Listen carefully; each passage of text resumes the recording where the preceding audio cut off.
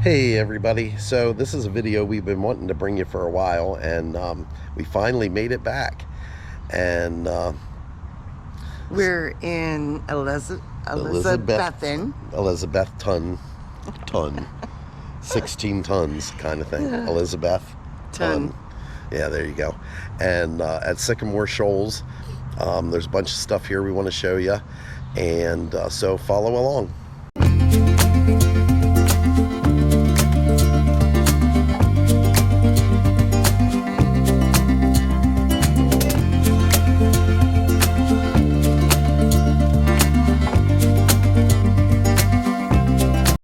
So this is the first really cool thing here. This is dedicated to the spirit of the Overmountain Men, which you'll learn a little bit about today. So we've seen a lot of information on Davy Crockett at other places, but the thing here is at Sycamore Shoals State Park. John Crockett assembled here with other patriots to fight the British at Kings Mountain.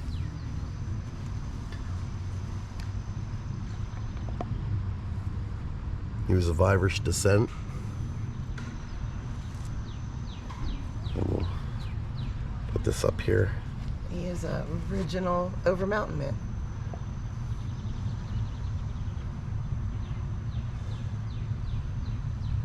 And if you want to take the time to read this stuff, just pause the video. This is just one marquee on the outside of the campus that we're going to be walking through. Yep.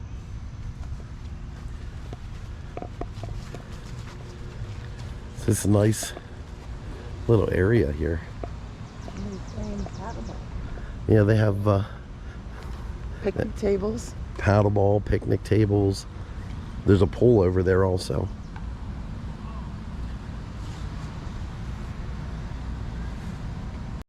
So something really cool is this was actually the first permanent settlement west of the original 13 colonies. Now this is our first little look at Fort Watauga, but we'll get a lot closer here in a little bit. So there's kind of like a little map of the fort, and but in 1776 the Cherokee chiefs, alarmed by the expansion of white settlers onto their land, gave the Wataugans 20 days to leave their land or face war. So hopefully you'll be able to read all of this.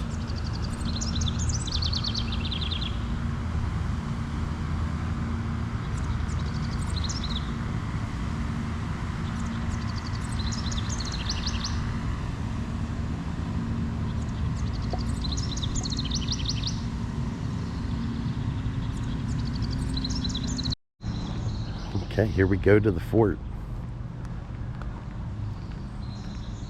It's a whole bunch of number 2 pencils. Yeah, that's almost what they look like.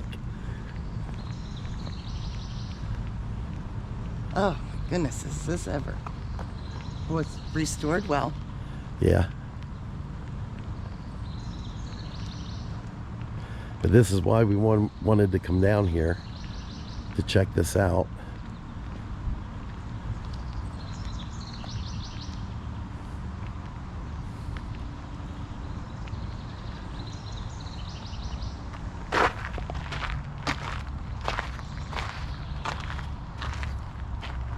Cabin 1. Yeah. Almost looks like it would have been a prison. No. Maybe them bars are just there to keep us out. But there's the inside. This is really cool.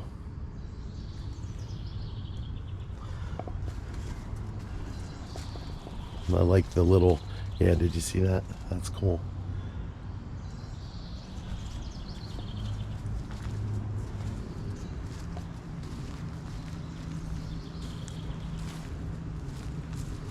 Last time we were here, they were actually refurbishing this.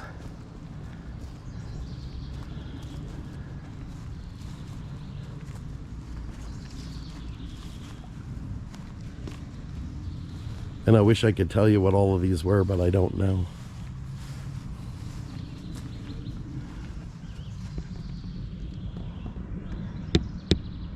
But they do have some stuff inside of them.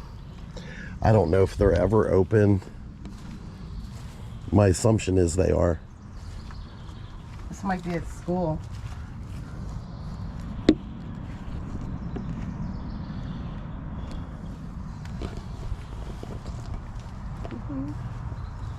A little oven.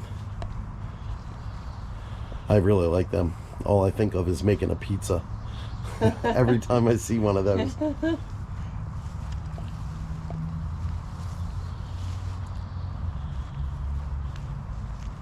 Chimney's made of wood. Yeah. Yeah, that's definitely different.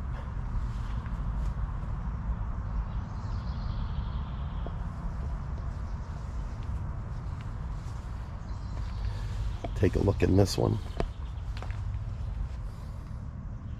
It's the bed and a chair in that one.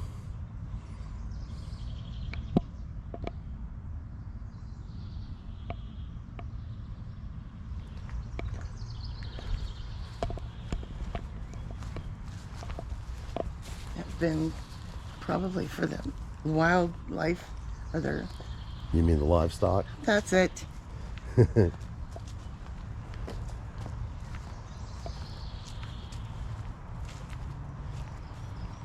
And we didn't get to hit the visitor center before we came down here, which we'd probably have a lot more information if we did. But they were closed for lunch, so, but we'll hit that after. Let's see if we can see in this one.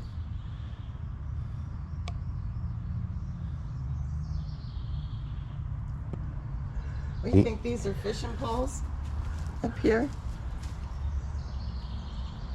Well, they're pieces of bamboo. Roasted marshmallows. Roasted marshmallows. Well, that's cool. So that's where they would have fired from. Yeah. And they do have a lot of like reenactments and stuff here. We actually missed that last month.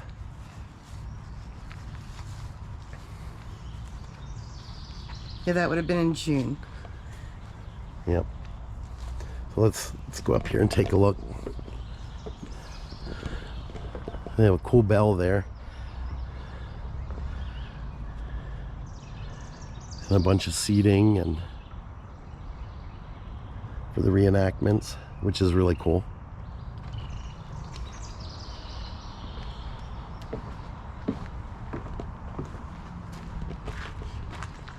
What do you think? I think this is so cool.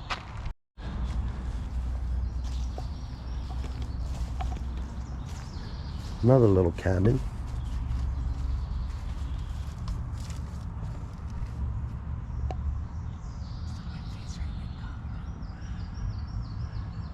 What? I stuck my face right in a cobweb. Poor babies. That's cool in there.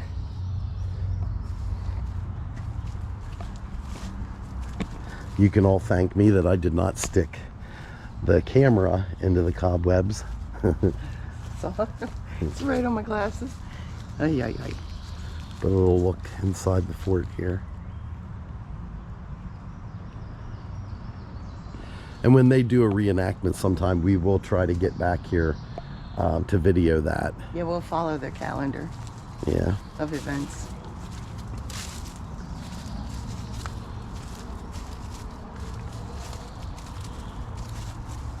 But a little part of history that's, you know, not taught. Yeah. And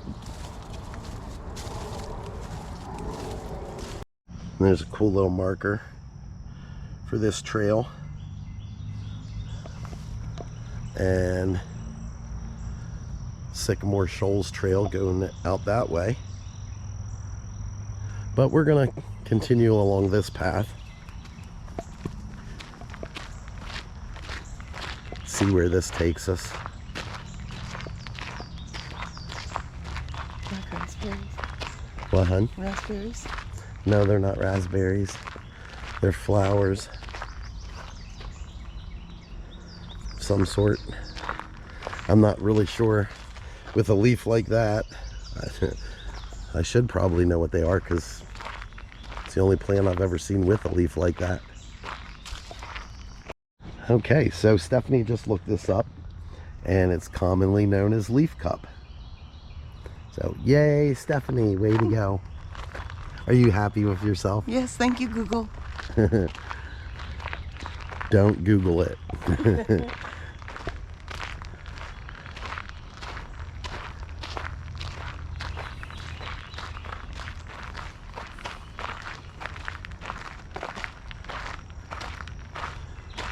We have little benches in here. This is a popular dog trail. So we've seen like 20 dogs since we got here, and families walking. So there's lots of places to put your dog baggies. Gotta catch up to Stephanie. Zooming through the woods. Oh, look at that. Yeah.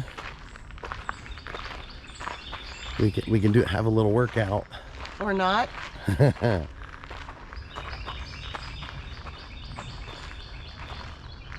I think there's a couple of these But that on must, this trail. yeah, that must be where Sycamore Shoals comes out. It must loop around in there. Oh wow, that's a big tree. Yeah, big dead tree. There's the river. Well, yep. Hopefully we'll be able to get closer to it.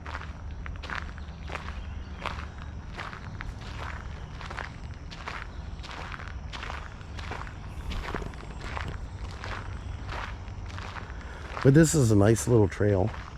I don't know how long it is. Hopefully not too long.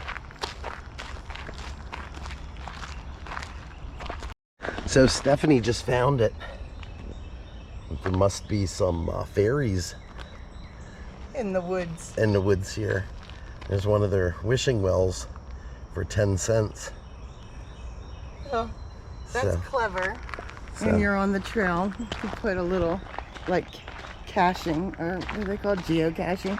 Yeah, but that's a little, Little hidden treasure. yeah. Oh, here's the river. Good. Yeah, I want to get down to it though. I hear it. But it's nice looking. So they have a cool little swing out here in the woods. It opens up to a really nice view of a river there. Yeah, we'll be able to get down there and look at it now.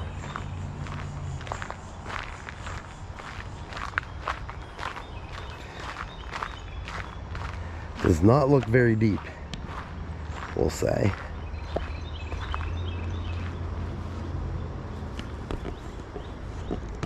A lot of grass.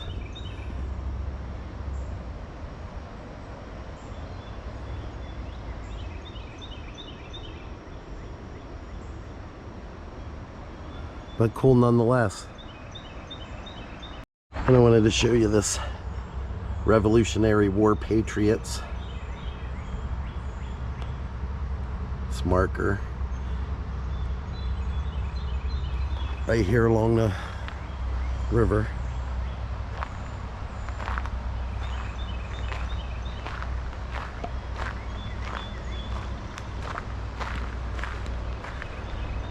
I don't know if you can see them that great yet, but a lot of rapids down that way. So this is the fourth stop, and if you'd like to read it, but this is pretty much the thick of it, I guess. This is where the muster of the mountain men happened. Overmountain Men. Yep. September 25th, 1780. Hundreds of men from the mountain valleys of western North Carolina and southwestern Virginia assembled at Sycamore Shoals, where we stand right now. Yep.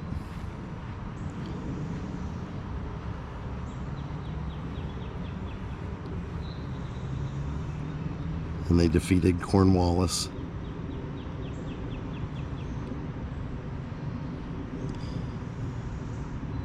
Victory at Kings Mountain. There's a little map.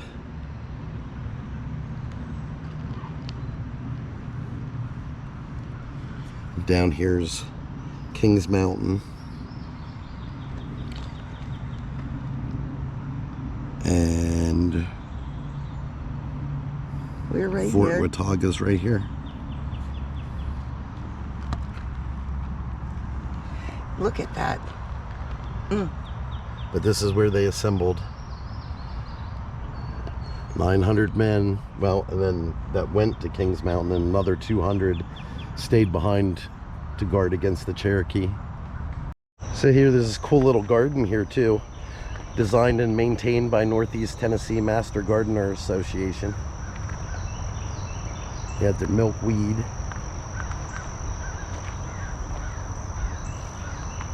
Bunch of other flowers that I don't know what they are. Wild phlox, clover,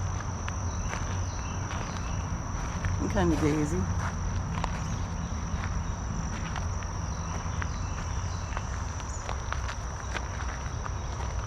And that red one back there, that kind of looks like bee balm, maybe. Yeah.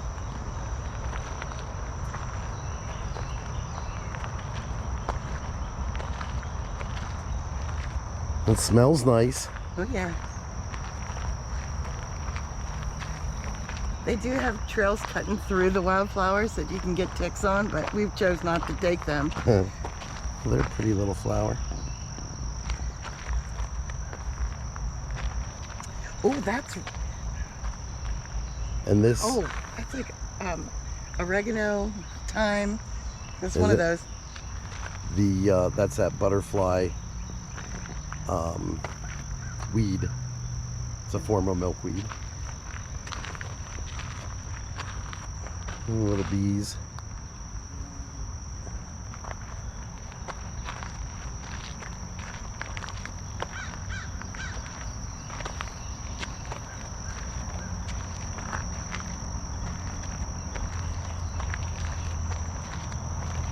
More milkweed. It's a Monarch way station, so that's why this is all full of milkweed. Yep. Yeah, I was looking to see if we might. Not a monarch, just white little butterflies and bees.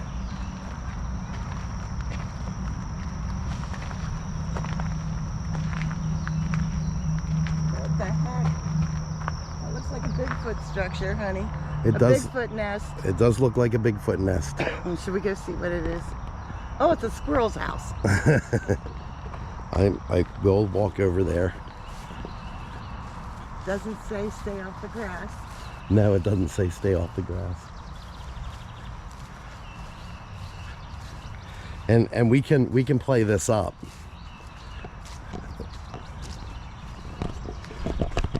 Crikey, we found a Bigfoot nest. I believe he's nested right here.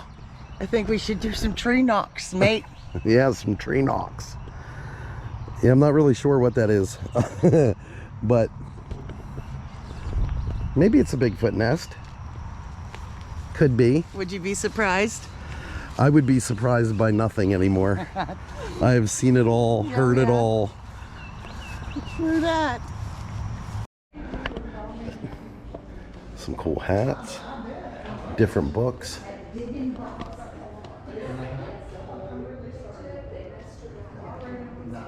we read that at the station.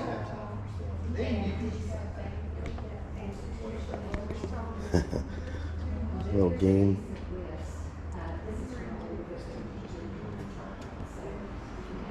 Where you go, wherever you want to go. Well, we're gonna miss you around. Some different books.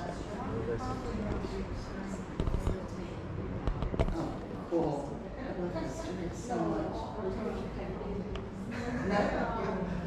Something everybody needs to study and know. That's for sure.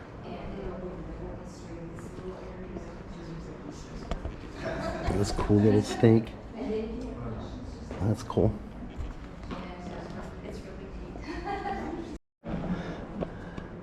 And they also have this here, which is cool. Life of the Monarch. Looks like they've flown the coop. So this was from 1784, a land grant. And a woman petitioned this after her husband fell at the muster, and she was asking for 100 pounds for 300 acres. For 300 acres, and for herself and 8 children. Yeah, so that's pretty cool. And giving it. And there's the seal, but they haven't tried to open it. They're going to have somebody else do that. But it was a personal letter. That was the personal letter. Yep. And then it was responded to. So that's pretty awesome. But let's go take a look inside here. They have a little historic exhibit here, so. Interpretive exhibit. An interpretive exhibit. Yes. So.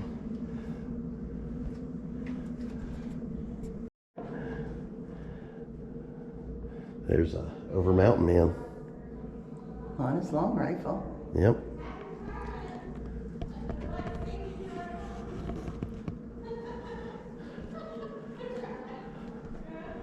That's a great painting that they have in here. I'm not sure which side we're supposed to start on, so we're going to start on this side with the frontier settlement. So old Julius Caesar, Duggar, was a pioneer, Indian trader, and long hunter. One of the first settlers to build his cabin in Tennessee. The hunting bag, powder horn, a flintlock.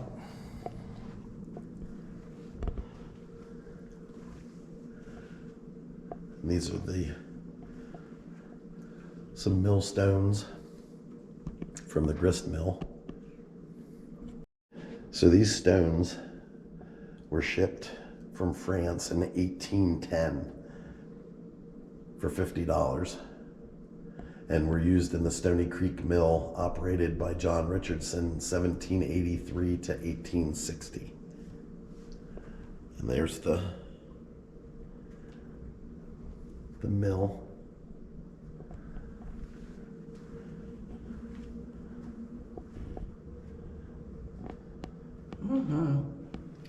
We got some of those. We still, this thing about these old tools, you can still use them and still sharpen them, still maintain them. Yep. And some information about the Cherokee in East Tennessee.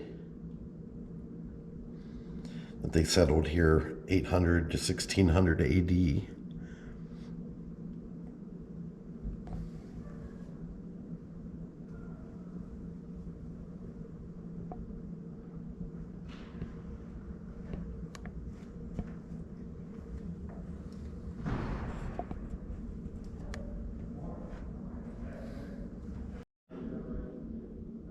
So these stone tools represent a span of time from 11,450 to 3,200 years ago.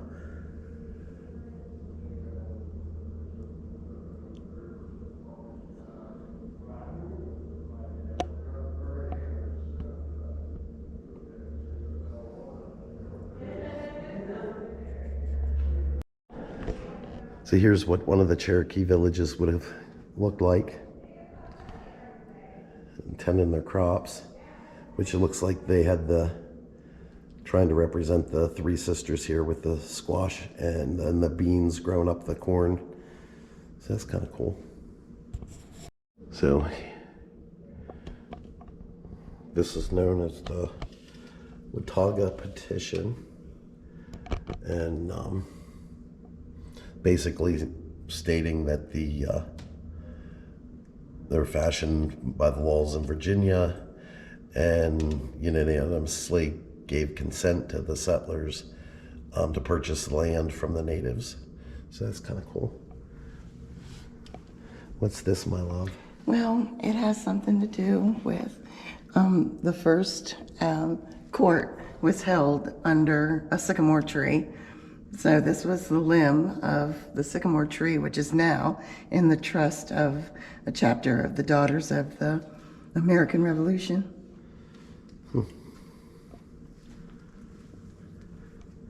We love going into museums because you just never know what you're going to see or find. There's cool stuff in all of them. And when we're looking in the yard for things, we get an idea of what not to chuck. Yeah.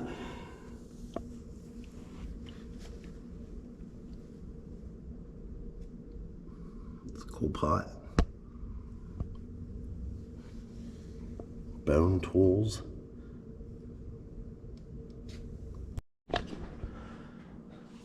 So, Richard Henderson, and he had purchased 20 million acres from the Cherokee. However, only the British government could purchase land from the natives, thus the treaty was declared void by Virginia and North Carolina.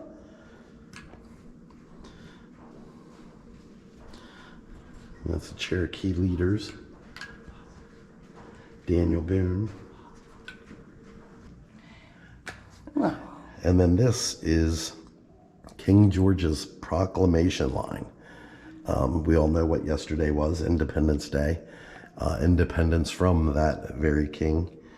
And but he didn't want settlers going west of this line, which, of course, by now we have long ago. thank goodness. And that there's the Transylvania Purchase. But the governments of Virginia and North Carolina did not recognize the claim, and it faded into obscurity. Look at that little tiny speck on the map there. Yep. Can you see it? For additional goods, Henderson and the Transylvania Company negotiated a little path deed. So they got a path deed out of it. Yeah, that's something. And it was it ran right through the Cumberland Gap and secured the route between Transylvania and the Holston settlements. And here we are. Yep, the Watauga Purchase. So that's cool. And some of the different things, like barrel and flintlock. Indian beads. Yep. Like snowballs in the sun before the white man's advance. Where are the Delawares? They have been reduced to a mere shadow of their former greatness.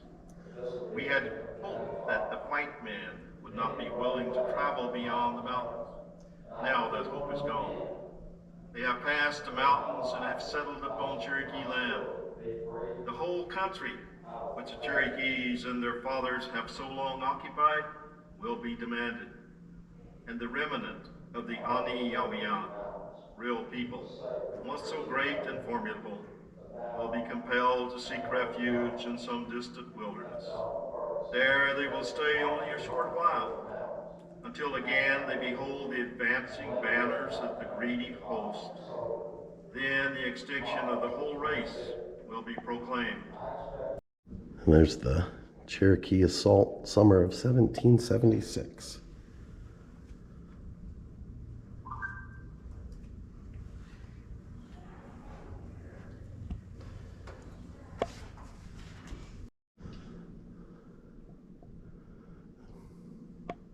Cool painting they have. So several warriors were able to get close to enough to the fort to attempt to set it on fire.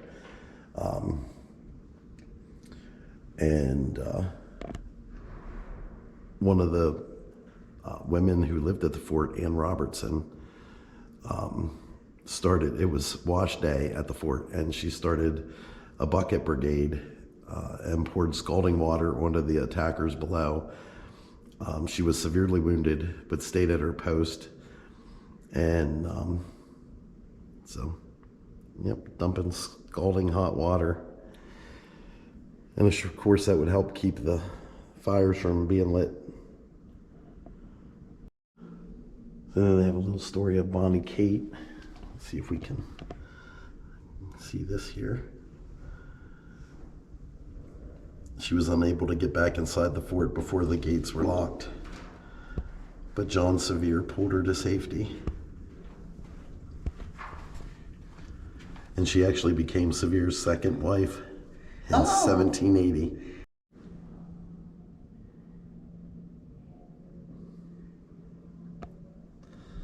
Some more information. Wow. These wax figures are amazing. Yeah, they did a really nice job. Well done. Beautiful costuming.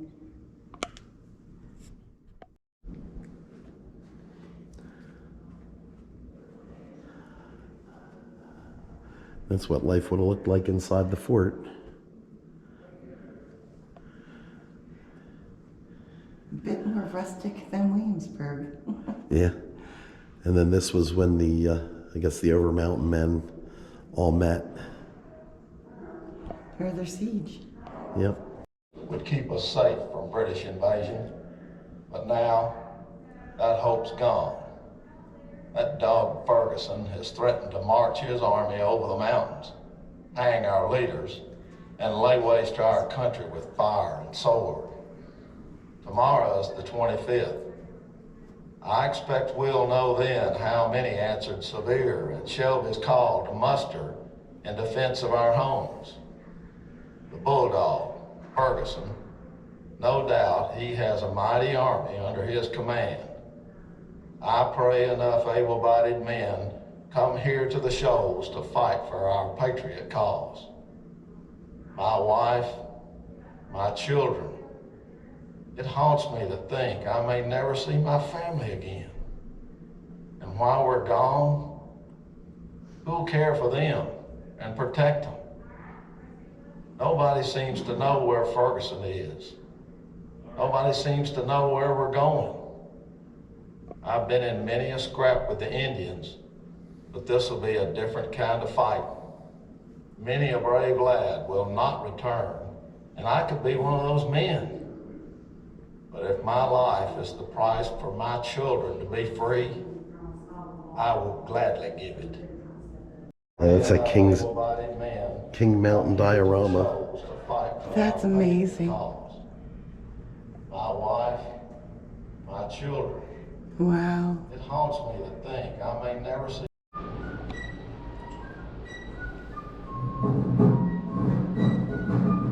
Pristine wilderness. Hunters found the dense forests an ideal habitat for many types of wild game. The land was obviously fertile, with excellent conditions for planting and growing, and the location between the 13 original colonies and the uncharted West was a perfect gateway for explorers and new settlers. The fiercely independent people who crossed the mountains to claim the land formed the Watauga settlement and became known as the Overmountain people. To the expansion of the original 13 colonies. The first settlers at Sycamore Shoals set a standard for generations to come. This is their inspiring story. Colonists and land speculators had ventured across the mountains as early as 1673, primarily to trade goods with the Cherokee Indians who lived in the area. Daniel Boone was one of the early explorers and traders. But trading was one thing, settling on the land was another. So, to keep peace with the Indians, the Proclamation of 1763, issued by King George III, prohibited British settlements or colonial land grants beyond the crest of the Appalachian Mountains. The proclamation line was not popular with the colonists.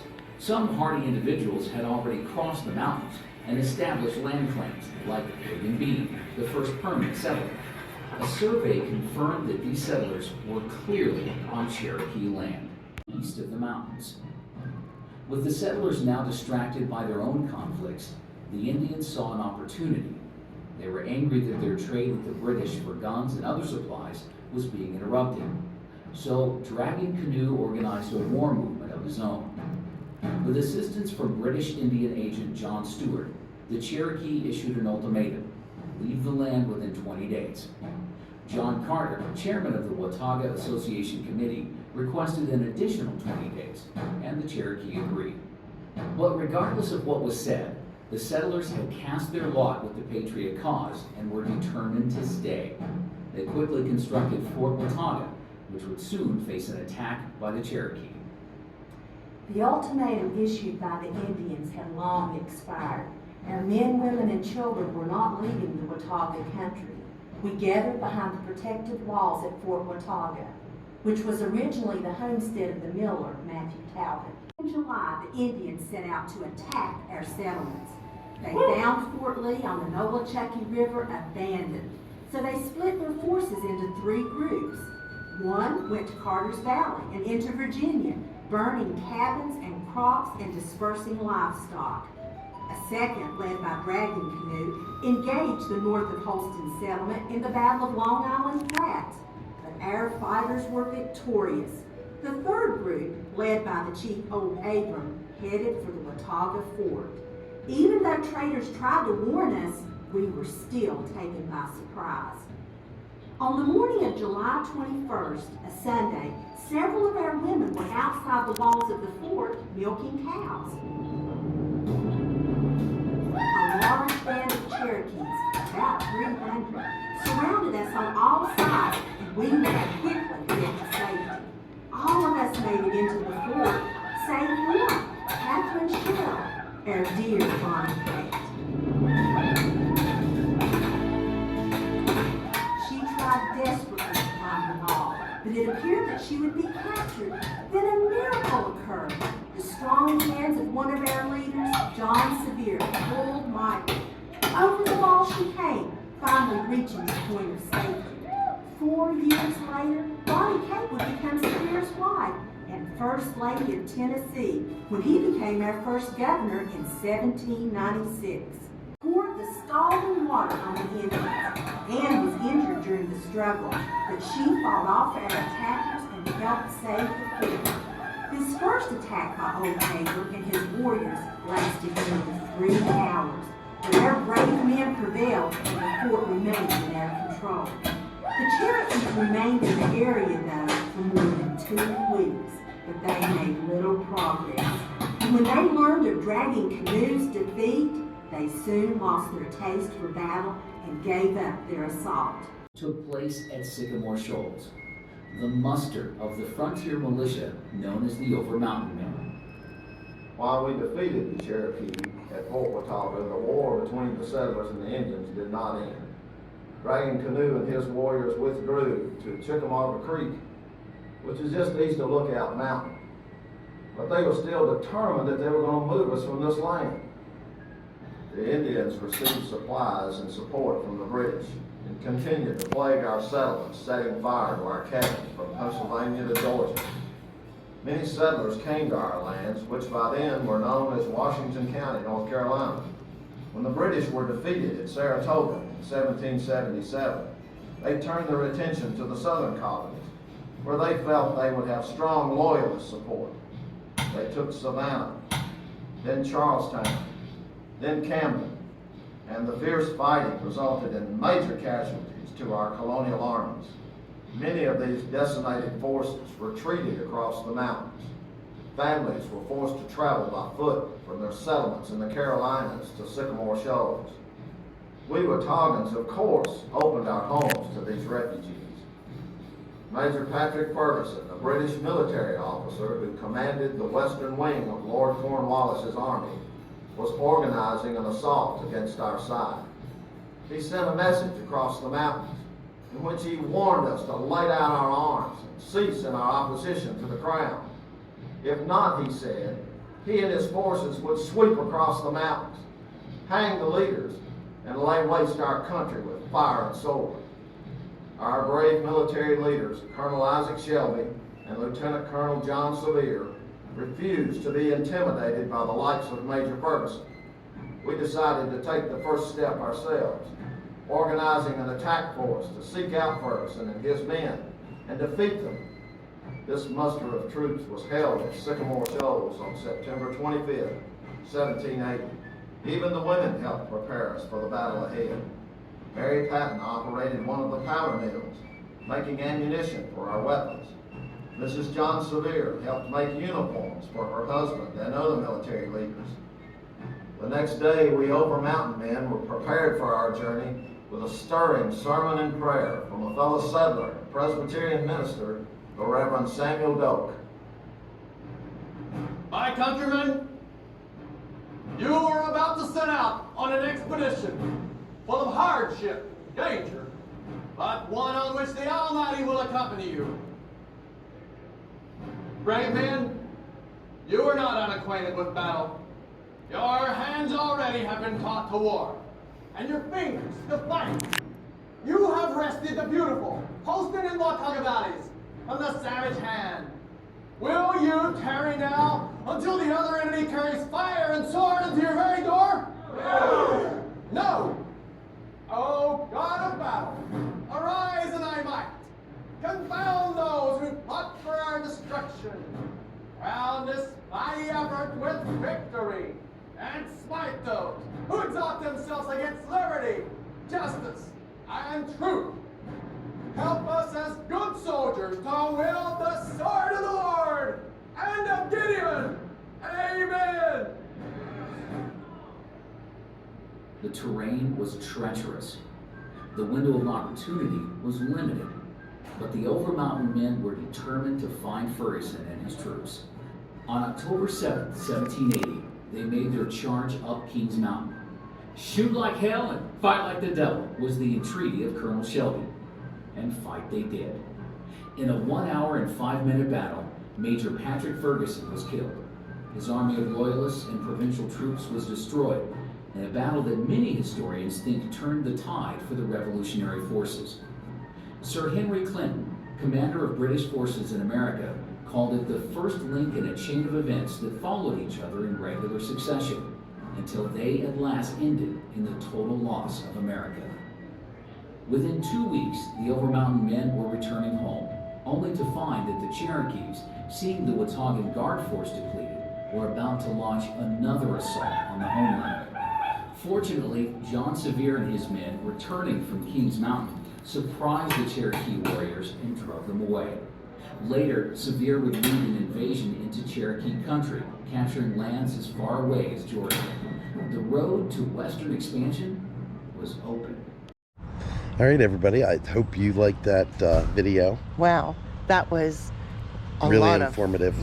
It was just beautiful land that we walked around today, and we actually saw the actual sites where history happened. And then they had a bit of a wax museum and interpretive center that was fascinating. Nice gift shop. Oh my gosh, all the rangers here and the gift shop help were very helpful and gave us a lot of information to take home and research some more, including some events that'll be held here for 2023. So you want to show what we got? Yeah. Of course, I had to get something. So Stephanie got a little fan. I don't have one just like this. Nope, you do not. It was a little $2 little souvenir, and my husband got. Yep. Like I need any more clothes, but It's a nice souvenir t-shirt, honey. It's a good quality t-shirt. So we want to thank everybody for watching, and if you like this video, please like and subscribe if I haven't said that, and until next time, Have a Steph-N-Lee day.